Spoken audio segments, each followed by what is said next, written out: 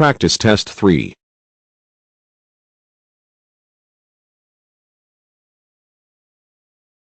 In this section of the test, you will have an opportunity to demonstrate your ability to understand conversations and talks in English. There are 3 parts in this section with special directions for each part. Answer all the questions on the basis of what is stated or implied by the speakers in the recording. There will be time for you to read the instructions, and you will have a chance to check your work. The recording will be played once only. At the end of the test, you will be given 7 minutes to transfer your answers to an answer sheet.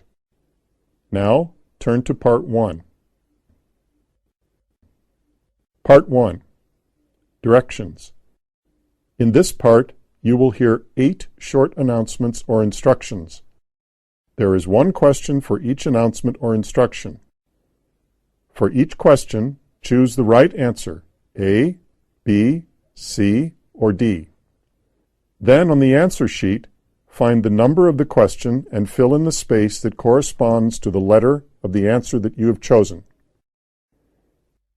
We are ready to start. First, you have some time to look at questions 1 to 8.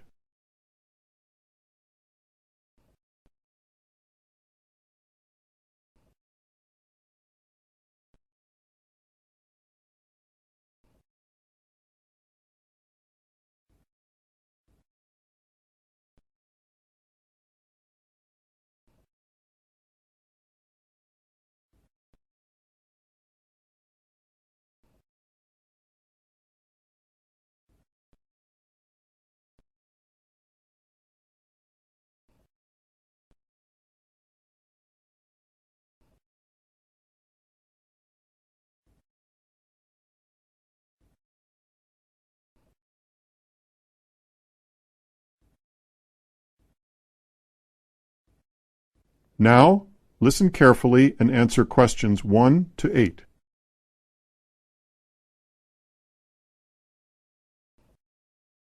Question 1.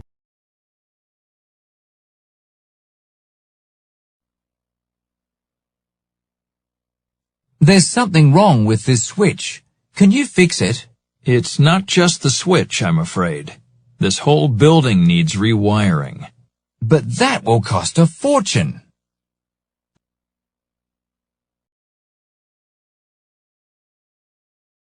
Question 2.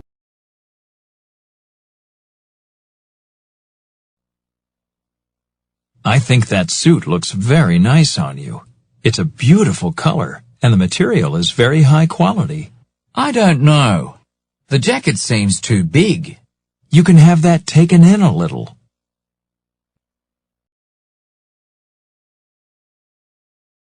Question 3.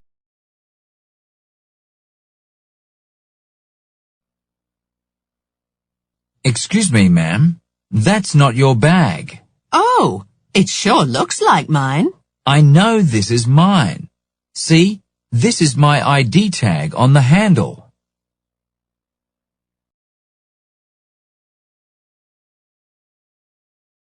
Question 4.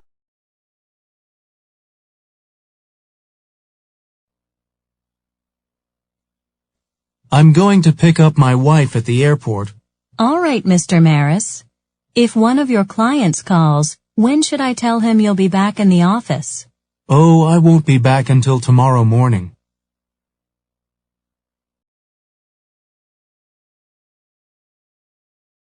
Question 5.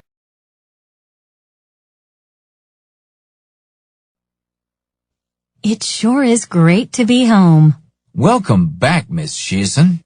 I forget, how long were you living abroad? It was a year last month. How long was Ms. Shearson out of the country?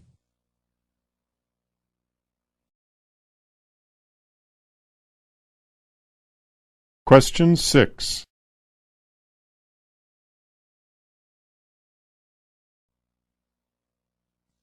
I'm going to take my bicycle to the bike shop. Why? It just has a flat tire. Can't you fix that yourself? I suppose I could, but while I'm there, I want to buy a new bike lock.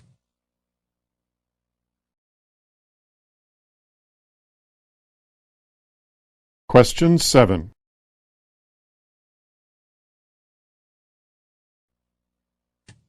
The rent on this apartment is reasonable enough, but I live alone. I don't need this much room. I have a one-bedroom unit you may like better, and it's even cheaper. Let's take a look at that one. Question 8.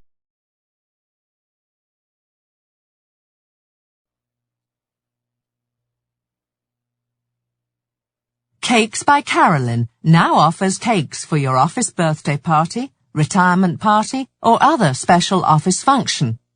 And remember, Carolyn's can customize your cake with any message or design that you like. Also available are our delicious coffee rolls and donuts for those early morning meetings. So call Carolyn's from 6 a.m. to 3 p.m. And don't forget, we deliver.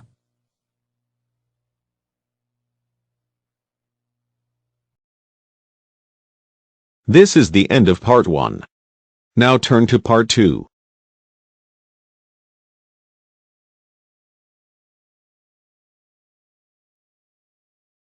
Part 2.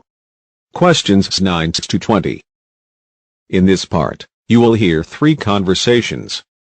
The conversations will not be repeated. There are 4 questions for each conversation. For each question, choose the right answer. A, B, C, or D. We are ready to start. First, you have some time to look at questions 9 to 12.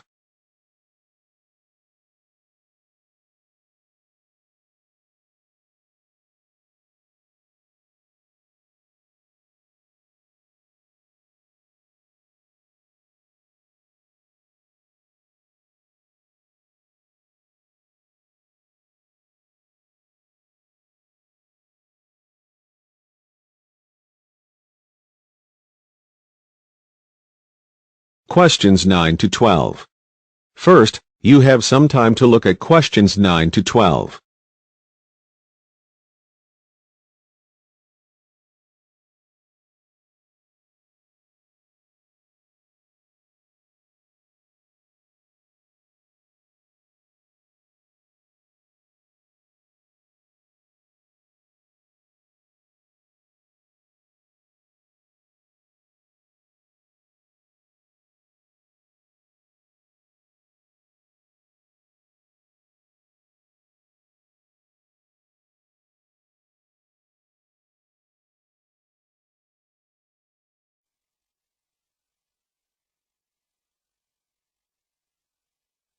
Good afternoon, Dreamtime Travel. How can I help you? Oh, hello. I'm interested in the holidays you offer along the coast near here. Yes, we operate several tours up the coast. Where in particular did you want to go? Well, I like the sound of the holiday that mentioned whales. Was it, whale watching? Oh, that's our Whale Watch experience. It's very popular, and it's based in a lovely little town with nice beaches. Oh, right. And how long does it last? It's 2 days. That includes 4 hours travel time each way from here. Good. I don't want to be away any longer than that. So, is that by coach? Actually, it's by minibus. We like to keep those tours small and personal, so we don't take a whole coachload of people. In fact, we only take up to 15 people on this tour, although we do run it with just 12 or 13. Oh, right. So, do you run these tours often? Well, it depends on the time of year. Of course, in peak times, like the summer holidays, we do them every weekend. But at the moment, it's usually once a month at most. And when is the next one going? Let me see. There's one in 3 weeks' time, which is April the 18th. And then we don't have another one until June the 2nd. All right. And is April a good time to go? Pretty good, though the really good time is later in the year. I have to say, though, that the whale sighting is only one of the many things offered. Really? Yes, the hotel itself where you stay has great facilities. It's called the Palisades. The Paris what? No, it's actually the Palisades. Palllisadess. It's right on the main beach there. Oh, I see. All of the rooms have nice views, and the food is really good there too. Oh, right.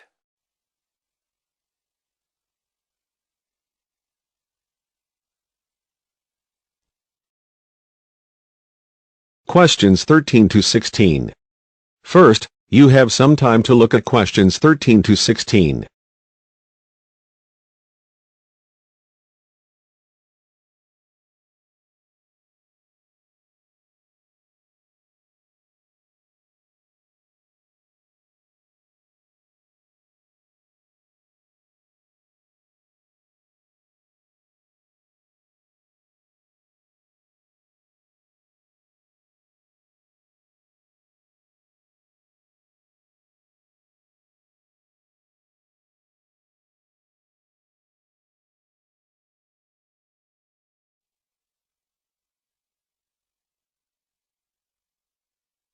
And what about the other things, that are included in the price? Oh, there are lots of things. If you don't want to do the whale watch cruise, your guide will take anyone who is interested either on a bushwalk through the national park near the hotel, and there's no extra charge for that, or on a fishing trip. That's an extra $12, I think. And there's also a reptile park in town. That costs more or less the same. No, I think I'd prefer whales to snakes. Yeah. And if you just want to relax, you're free to sit by the hotel pool or go down the beach.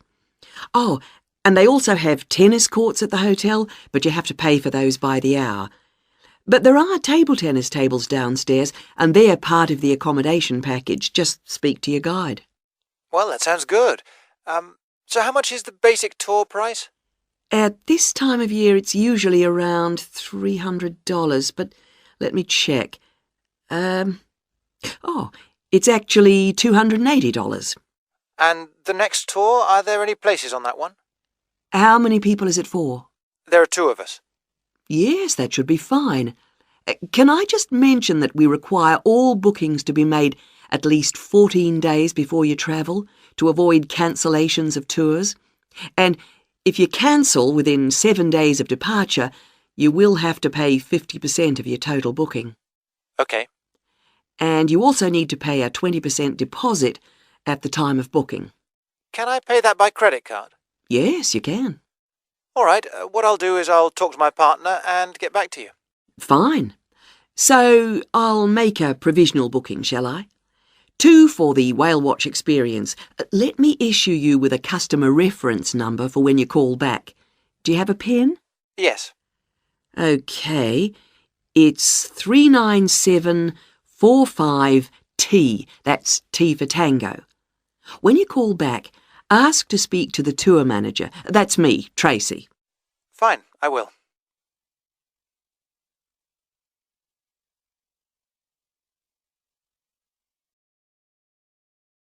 Questions 17 to 20. First, you have some time to look at questions 17 to 20.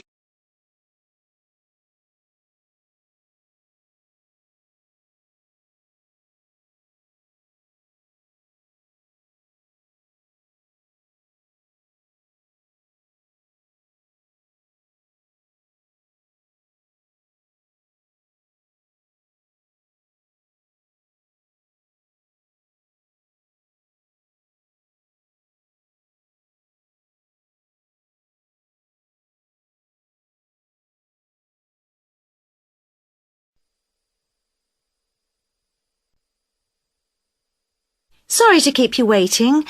Well, firstly, let me give you this booklet.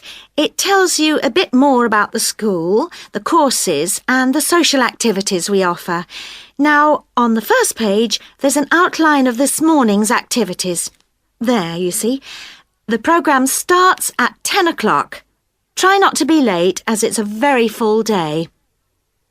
At 10 o'clock, all the new students will gather in the main hall to meet the principal and the rest of the staff. In fact, you spend most of the morning in the main hall. Where's that? I'll show you in a minute. Just let me quickly run through this morning's events first, and then I'll explain how to get there. Yes, OK. Right, where were we? Yes, so the principal's talk will last about 15 minutes, and then the director of studies will talk to you for half an hour about the courses and the different requirements for each.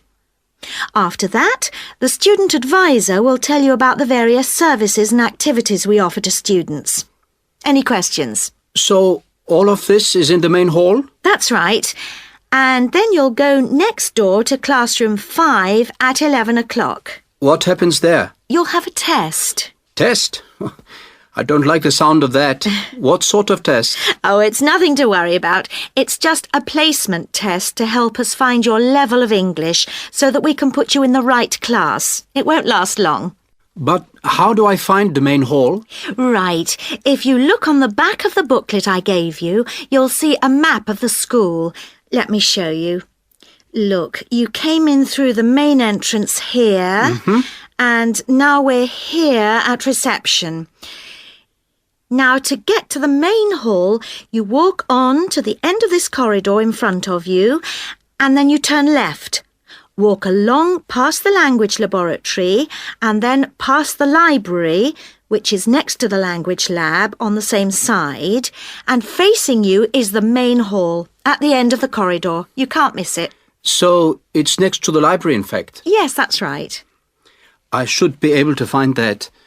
And do you have a computer laboratory? Yes, we do.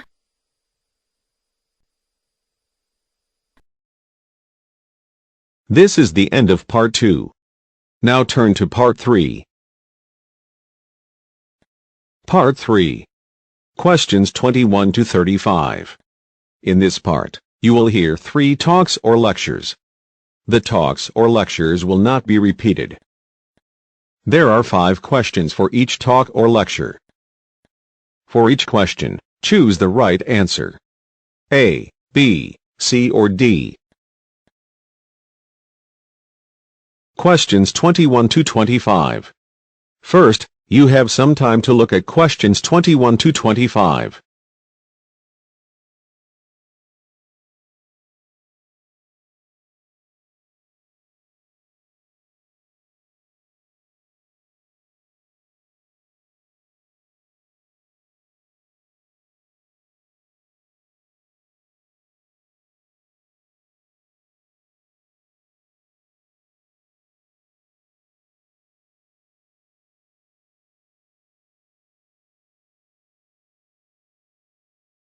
Alexander Graham Bell was born in Edinburgh, Scotland in the 19th century and later came to the United States.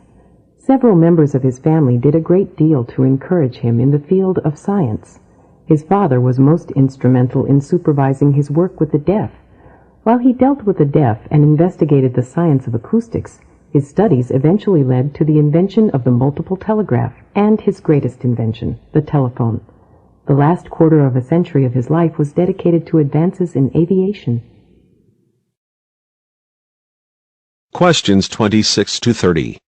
First, you have some time to look at questions 26 to 30.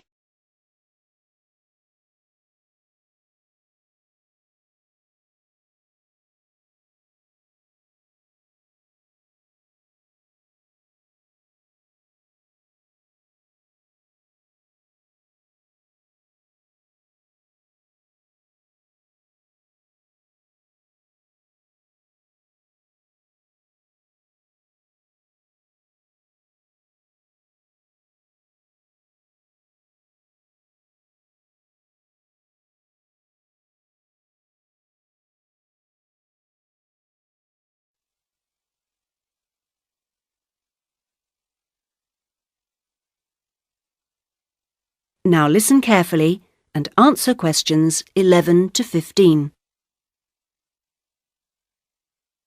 My name's Dan Pearman, and I'd like to talk about the work of Pedal Power, a small charity based mainly in the UK. I'll be giving our contact details at the end, if anyone would like to find out more about how to support us. But first, how the charity began. I got the idea of exporting bicycles to developing countries while I was in Ecuador. I went there in 1993, just after graduating from university. After 3 years of studying, I wanted adventure. I loved travelling, So I decided to join a voluntary organisation and was sent to Ecuador to carry out land surveys. The project came to an end after 5 years, and when I returned to the UK in 1998, I started planning Pedal Power. Where I lived in Ecuador was a very rural area. My neighbour had the only bicycle in the village, whereas everyone else walked everywhere. My neighbour's business was unusually successful, and for years I couldn't understand why. Then I realised having a bike meant he could get where he wanted to go without much trouble. Other local carpenters could only accept jobs in a 3-kilometre radius, so no matter how skilled they were, they could never do as many jobs as my neighbour. At Pedal Power, we collect second-hand bikes in the UK and send them to some of the poorest regions in the world. When we distribute bikes overseas, we don't give them away for free. We'd like to, but long-term that doesn't really help the local economy. The demand for bikes is enormous, which makes them very expensive locally. So we sell them for 5% of the normal price. But in order to continue operating, we need to have a constant supply of bikes which we send out every 6 months. One example of a town that's received bicycles from Pedal Power is Rivas. It was the first place I sent a full container of bicycles to. Most people there now own a bicycle. The local economy has developed so much you wouldn't recognise it as the same place. In fact, there are more bikes than on the streets of Amsterdam, if you've ever been there. But Pedal Power still needs your help. You may have read about some of our recent problems in the British media. In August 2000, we simply ran out of money. We had containers of bikes ready to send, but no money to pay the bills. It was a terrible situation. We managed to ensure the bikes went out on time, but the other problems carried on for several months.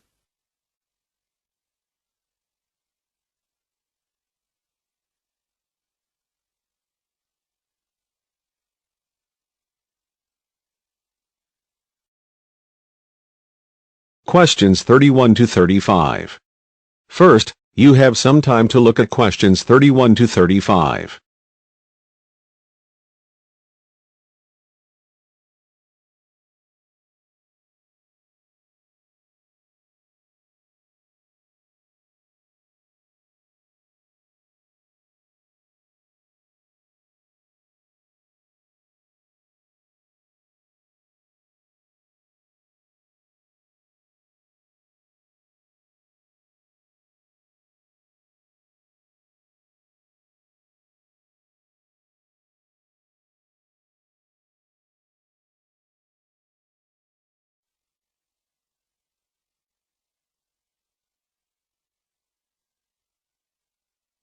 Now, to move on to the other concerns you expressed earlier. At a UK university, as I'm sure you know, you will be in an environment where independent learning is the norm, which takes most students a while to adjust to, and at a time when you will be separated from your normal surroundings, and in most cases, your family. This can be a difficult time. But remember that something like 25% of our student body are international students like yourselves, and that there are several organisations in the university and city whose main purpose is to offer help and ensure that your time with us is enjoyable and useful. One or two of you touched on the subject of accommodation earlier, so I'll just add a few points. It is the university's policy to give priority in the allocation of residence places to 3 categories, and those are visiting students, exchange students, and new postgraduate students. However, demand exceeds supply, so there is still a need to put your name down early for campus accommodation, particularly if your family is accompanying you. This means that the earlier you decide whether you want to study with us, and so get the procedure moving, the better it will be for everybody. Yes? What if you would prefer to live outside the university? If you're planning to live off campus, you've got to sort things out even earlier. As with everything in short supply, the good accommodation gets snapped up months before the beginning of term. In other words, if you're starting in October, you need to be thinking about it in June, or at the very latest July. So you do need to think very carefully about what you need, how much you can afford to pay well in advance. What you can't do is leave it until a few days before the start of term. The agencies in town are pretty good. It's just a matter of contacting them in good time. Of course, we have a full-time accommodation officer available to help all students. She'll get in touch with you when you're accepted. She's got plenty of contacts in the town and will deal with the agencies on your behalf. One or two of you asked me earlier about your level of spoken English. Obviously, most of you have already achieved a lot. I wish I could speak your language half as well. Having said that, though, I'm afraid the lecturers will make little or no allowance for the presence of non-native speakers in the audience. So anything you can do to improve your spoken English, even beyond the pretty high levels most of you have already reached, will help make your stay with us that bit more fun for you.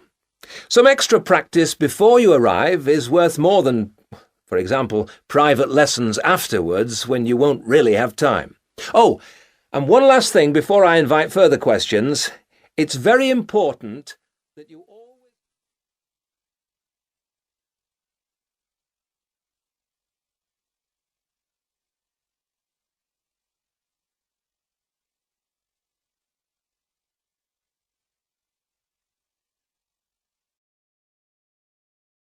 This is the end of the listening paper. Now you have 7 minutes to transfer your answers to your answer sheet. Be sure to follow the numbering of all the questions. I'll remind you when there's 1 minute left. Practice Test 4.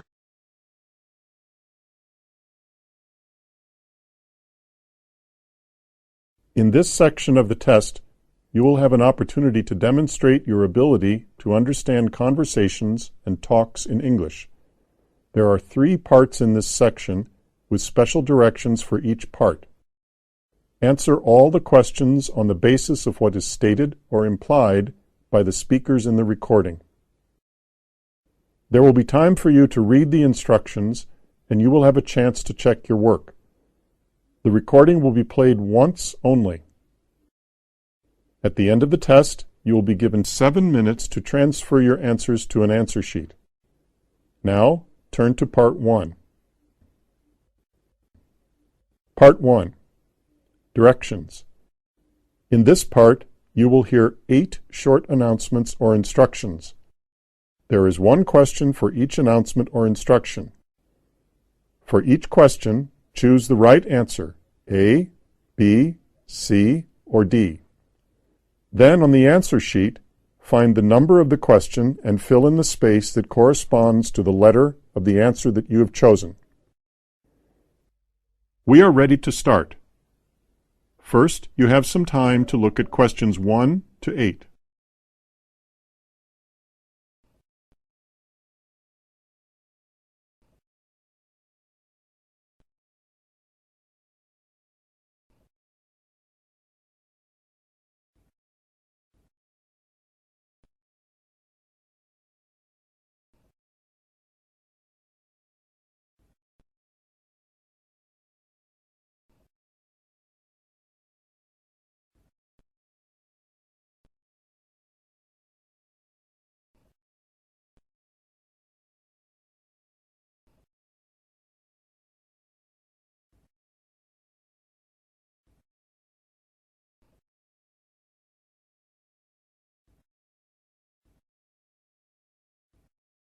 Now, listen carefully and answer questions 1 to 8.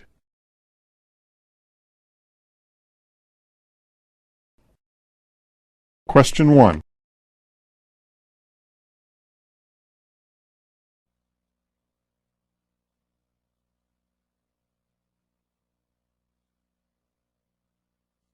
Has the 7:30 showing of the movie started yet? Yes, sir. About 10 minutes ago. Guess I'll come back for the 9 o'clock showing. I hate to miss the beginning of a film.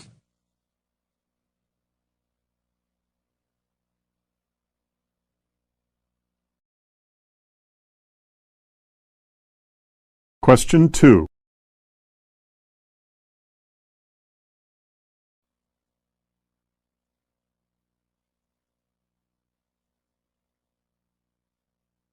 Mr. Winston, we're going to do a few more tests. Why? Is there something the matter? Your blood pressure is higher than we'd like it to be. I'm going to be prescribing some medicine for you as well.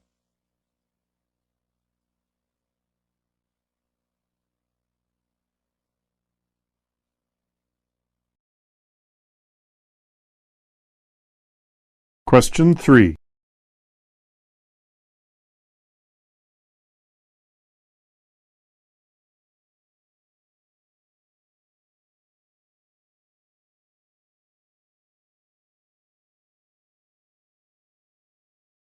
We can expect another unseasonably warm weekend.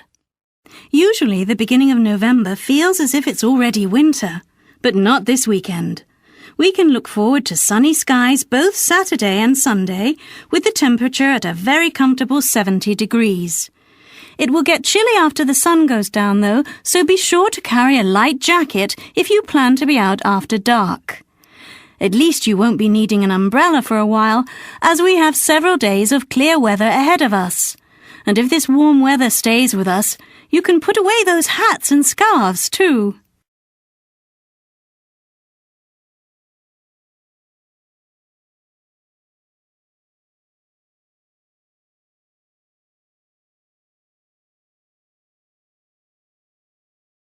Question 4.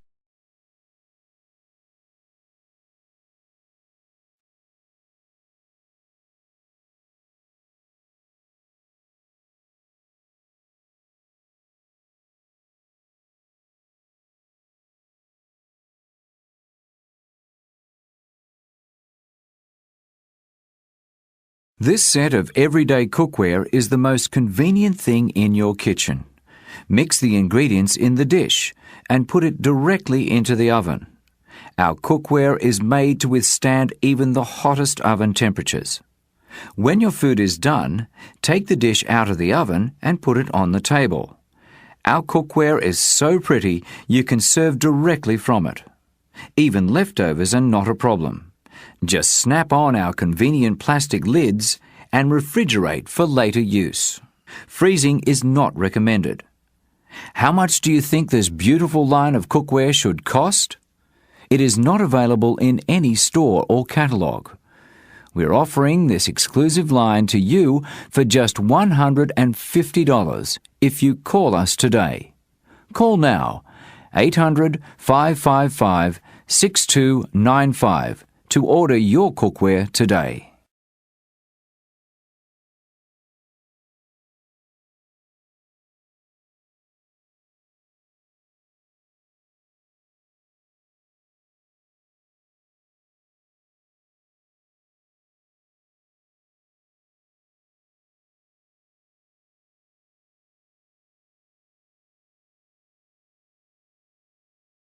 Question 5.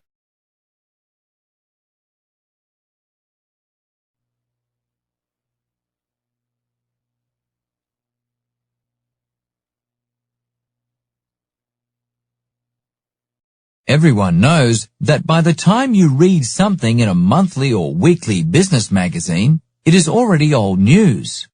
International business situations change from day to day.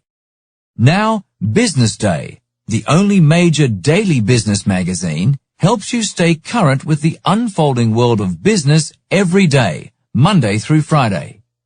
If you subscribe today, we will send you our new International Restaurant Guide at no additional charge. And why not get a copy for your co-workers? You can save $3 on each additional gift subscription.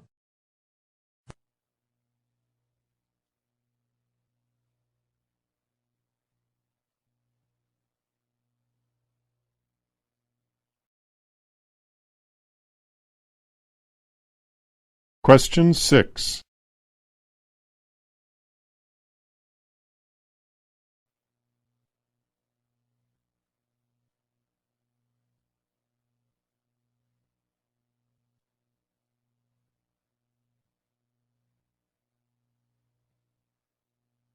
Ladies and gentlemen, I'd like to thank you for inviting me and my colleagues from Hyperdata Incorporated to discuss some innovative systems for storing, retrieving and then transmitting information via satellites, and to demonstrate some of our products that will allow you to put these systems to work for you here at North American Dynamics. We've prepared a multimedia presentation to acquaint you with our new equipment. Don't worry about taking notes while you were watching. I'll be passing out some information booklets once the presentation is finished.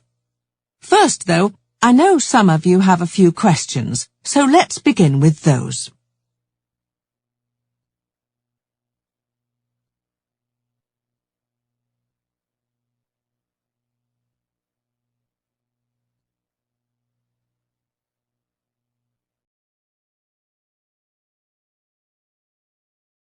Question 7.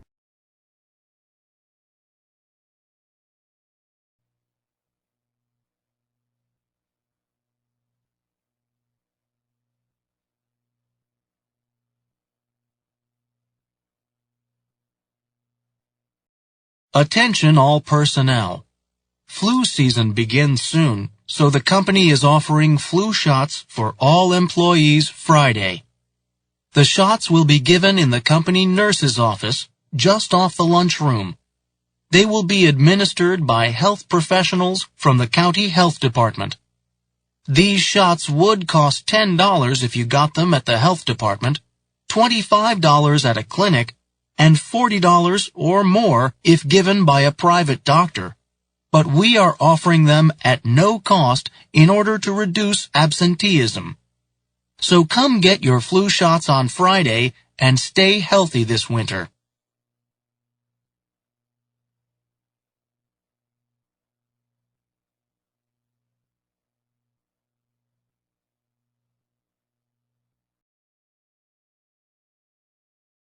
Question 8.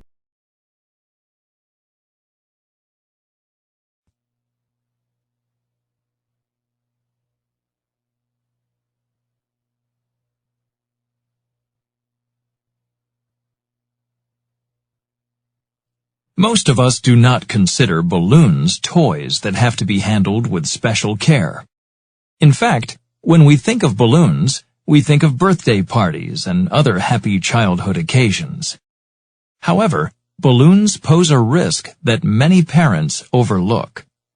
An uninflated balloon or a piece of a popped balloon may lodge in a child's throat if swallowed and cause choking and suffocation.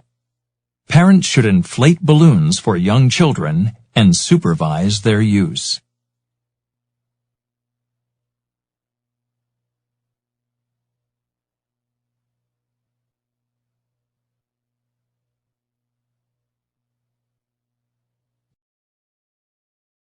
This is the end of part 1.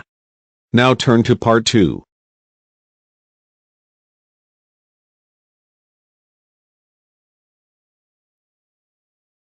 Part 2.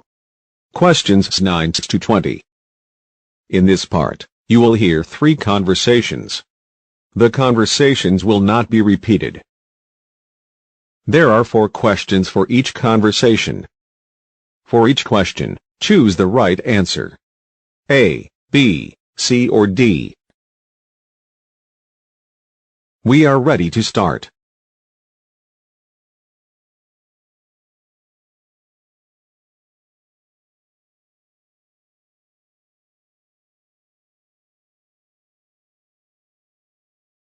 Questions 9 to 12. First, you have some time to look at questions 9 to 12.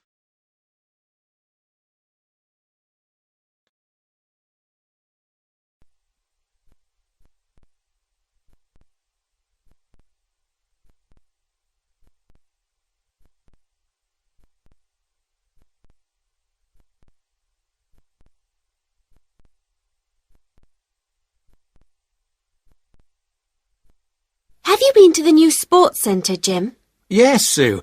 It's not cheap, but it's big and light. Does bus 18 go there? That's right. It takes 15 minutes. Don't get bus 25, because you have to walk a long way. I like doing sport early in the morning. Is it open at 7? Yes, you can go there from 6, except on Sundays. Then it doesn't open until 9. The swimming pool has good hot showers. You have to bring your own towel, but you can get soap there. They don't make you wear a swimming hat.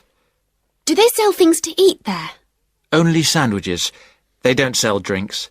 I usually take some fruit. I'd love to go with you next week. How about Wednesday? Well, I work until late on Wednesday. I'm free on Saturday, but it's too busy then. It'll have to be Thursday. OK. See you then.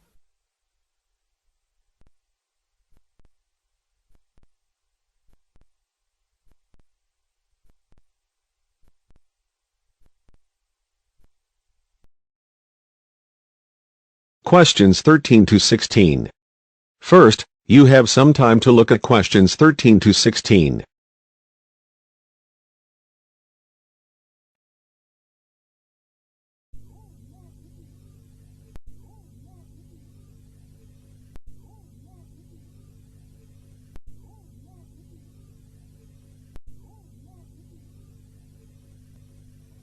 Hello. Good morning. Can I help you? Well, I have to go to Argentina next week, so I'd like some information about flying to Buenos Aires. Okay. Well, there are direct flights, on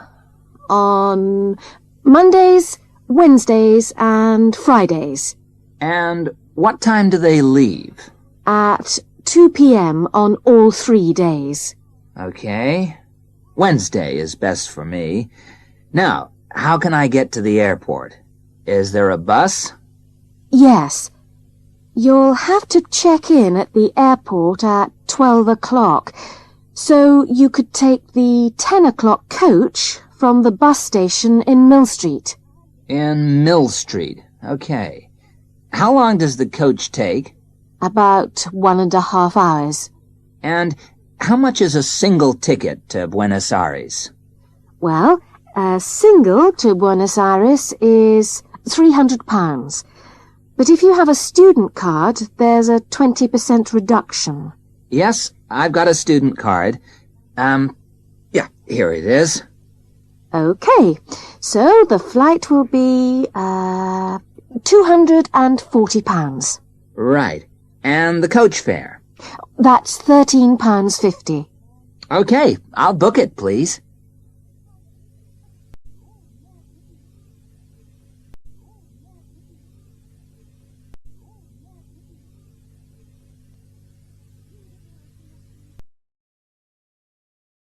Questions 17 to 20.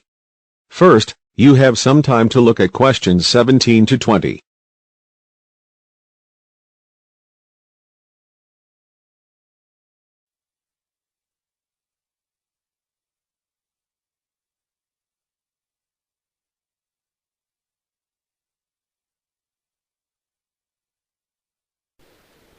Hello, John. What can I do for you? Well, I heard about these counselling sessions from a friend doing a science course, and I was really interested. I think they should be compulsory, really. Well, to be quite honest, John, I think they would be useful for everybody, but, well, everybody has their own way of going about things.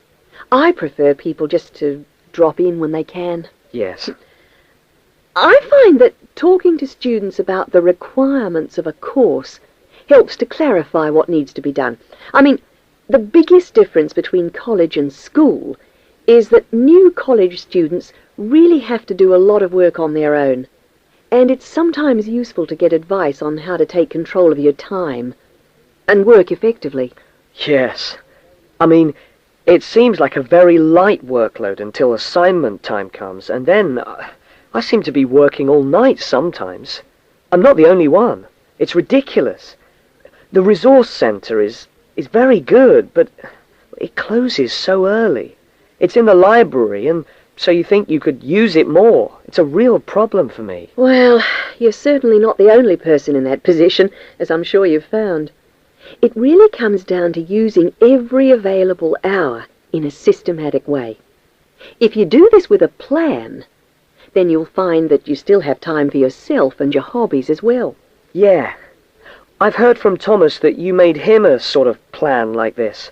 And he's going away for the weekend with all his work handed in, whereas I haven't even started. I need to find out a few more things about you first. I'll give you this form to fill in about your lectures and things before you leave.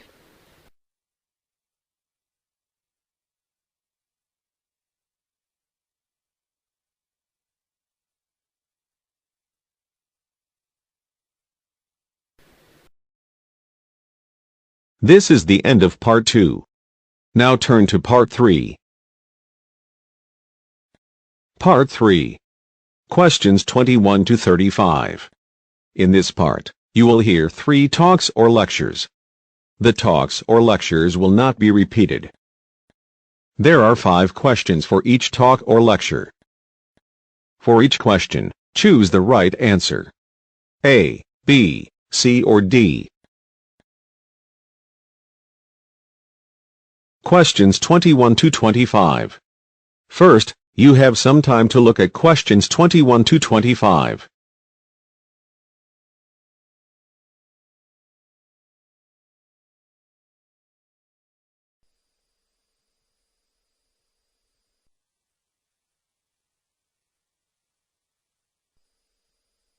Today's Health Council is presented by Paula Clayburgh, who is the Chief Counsellor at Liverpool's famous pain clinic, the Wilton Clinic.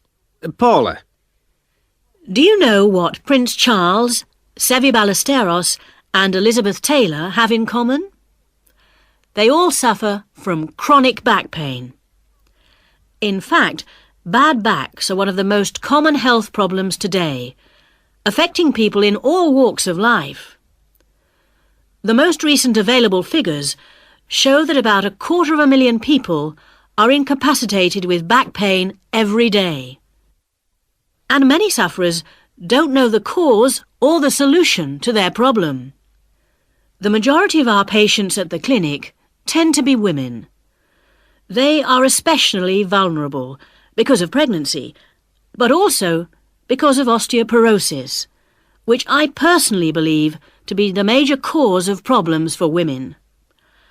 I have many women patients who say they have completely given up exercise because the pain makes them so miserable. But of course, that starts up a vicious circle. Bed rest, giving up exercise, and painkillers are traditional responses to back pain.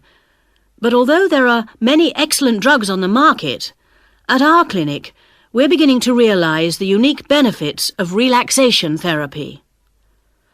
Other specialists in the field make a strong case for certain types of exercise, but in our experience, they are easily mishandled and can lead to more harm than good. Now let's look at some of the reasons why back pain is developing into such a unique menace. In general, the body is pretty good at self-repair. A strain or a blow to a limb, though painful at the time, generally resolves itself. But the body's response to back injury can be very counterproductive. When pain strikes, we attempt to keep the back as immobile as possible, which makes the muscles tense up. Research shows that they often go into spasm, which causes further twisting of the spine. A vicious circle is underway. The second mistake we often make when stricken with extreme back pain is to go to bed and stay there. Although at the clinic we recognise that a short rest in bed can be helpful, up to 2 days, any longer makes our back muscles become weaker and unable to hold up our spine. The pain, therefore, becomes worse. Another problem is being overweight. Anyone a stone or more overweight who already has back pain is not doing himself any favours. Though it won't actually set it off in the first place, the weight will increase the strain and make things worse. The British diet could be partially to blame for the increase in back pain.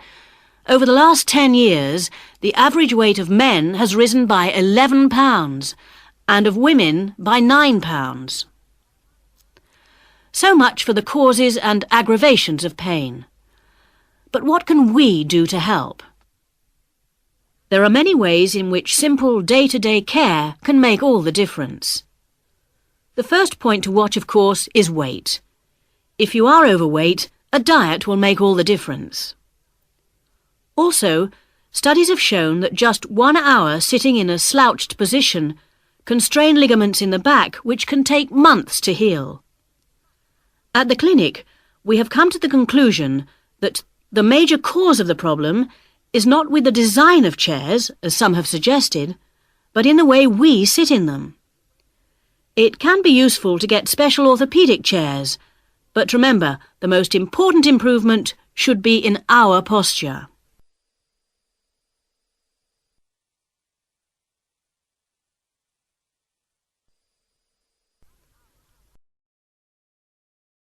Questions 26 to 30. First, you have some time to look at questions 26 to 30.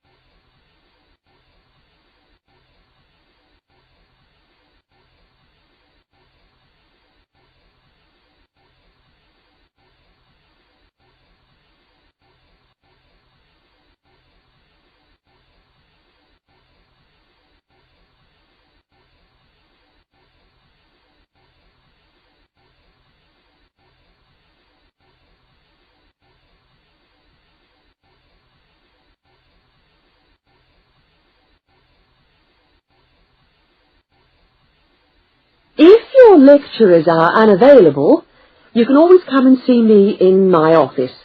I'm available on Wednesday and Thursday mornings and on Friday afternoons. Outside these hours, perhaps you could ring the secretary and make an appointment. Now, you'll note that all of the subjects which you undertake in the first year are composed of lectures and tutorials. A lecture is about an hour long, and a tutorial usually runs for about 2 hours. A lecture is rather like what I'm doing now, where one person will talk to all of you together on a subject. Now, we do ask you to try to attend the lectures. A tutorial is perhaps where most of the learning occurs at a university. You will be divided into groups of between 12 and 15 students, and each week one of you will have to present a piece of work to the group as a whole, and then the group will discuss what you've said. It's this discussion, this exchange of ideas, which really constitutes the basis of university learning, in my view. Listening to lectures in many ways is just giving you information that you could access for yourself in the library. But the discussion at the tutorial is very important. This doesn't mean that you shouldn't go to the lectures, though. Other factors to be particularly concerned about are the structure of essays and delivery of written material. And in particular, I would like to mention the question of plagiarism. Plagiarism is taking other people's work without acknowledging it. That is, without saying where it comes from. Now, of course, all essays are based on research done by other people, but you must remember to attribute the work to the original writer. And while it's a good idea to work with other people, don't hand in work which is exactly the same as your friend's work, because we will notice.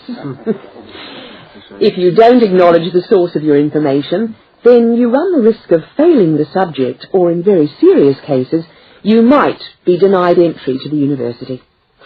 Last but not least, stay in touch with us.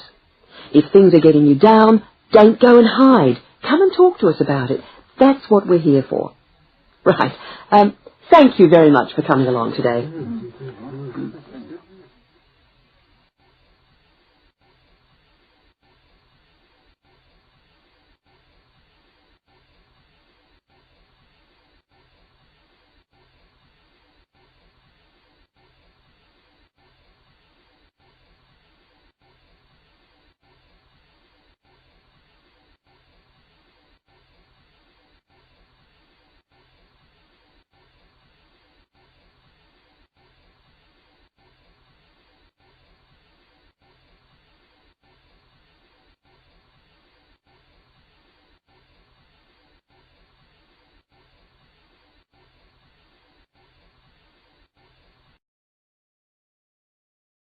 questions 31 to 35. First, you have some time to look at questions 31 to 35.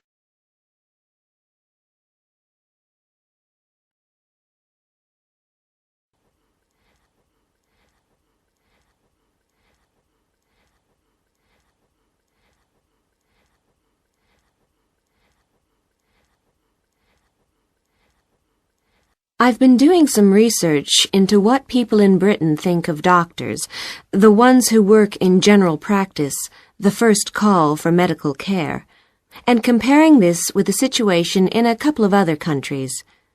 I want to talk about the rationale behind what I decided to do.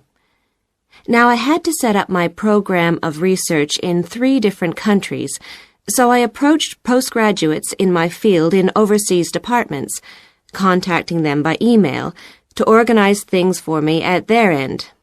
I thought I would have trouble recruiting help, but in fact, everyone was very willing, and sometimes their tutors got involved too. I had to give my helpers clear instructions about what kind of sample population I wanted them to use. I decided that people under 18 should be excluded because most of them are students or looking for their first job. And also I decided at this stage just to focus on men who were in employment and set up something for people who didn't have jobs and for employed women later on as a separate investigation. I specifically wanted to do a questionnaire and interviews with a focus group. With the questionnaire, rather than limiting it to one specific point, I wanted to include as much variety as possible.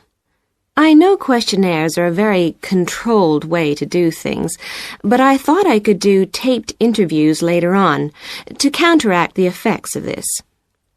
And the focus group may also prove useful in future by targeting subjects I can easily return to, as the participants tend to be more involved. So I'm just collating the results now. At the moment, it looks as if, in the UK, despite the fact that newspapers continually report that people are unhappy with medical care, in fact, it is mainly the 3rd level of care, which takes place in hospitals, that they are worried about. Government reforms have been proposed at all levels, and although their success is not guaranteed, long-term hospital care is in fact probably less of an issue than the media would have us believe. However, I've still got quite a bit of data to look at. Certainly I will need to do more far-reaching research than I had anticipated in order to establish if people want extra medical staff invested in the community, or if they want care to revert to fewer but larger key medical units. The solution may well be something that can be easily implemented by those responsible in local government, with central government support, of course. This first stage has proved very valuable, though. I was surprised by how willing most of the subjects were to get involved in the project. I had expected some unwillingness to answer questions honestly, but I was taken aback and rather concerned that something I thought I'd set up very well didn't necessarily seem that way to everyone in my own department.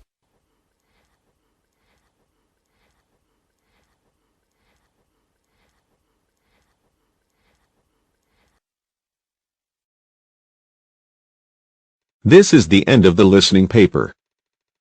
Now you have 7 minutes to transcribe